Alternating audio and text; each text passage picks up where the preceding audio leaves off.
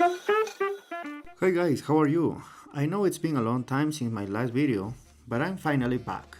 Today I want to show you a hidden place in Cusco that not many people visit. It's called Sapantiana. Come with me and let's see how to get there.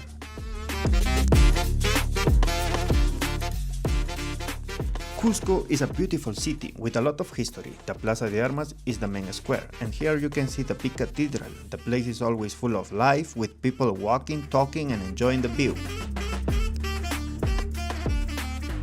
The best way to reach Sapantiana is starting from the Plaza de Armas. From the cathedral, take El Almirante Street, where you will find the Inca Museum, a great place to learn about Inca history. Then continue to Plaza Nazarenas and walk through Siete Culebras Street until you reach Choquechaca in the San Blas area. At the end of this street, you will see Siete Borreguitos Street, a colorful and very photogenic spot. From there, turn right and you will soon arrive at the colonial Aqueduct of Sapantiana.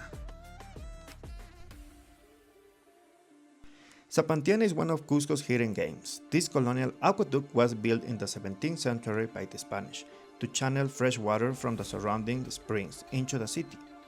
Its design combines Inca stonework, known for its precision and strength, with colonial arches that reflect Spanish influence. The structure has multiple levels, and in the past water flowed through its carved stone channels, supplying the people of Cusco. Although it no longer works as an aqueduct, today it stands as a quiet and scenic reminder of the city's past.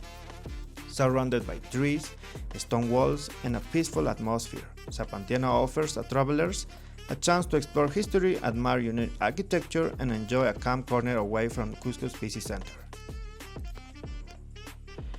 That's it for today, friends. I hope you enjoyed discovering Sapantiana with me. If you like this video, don't forget to give it a thumbs up and subscribe for more adventures. See you in the next one.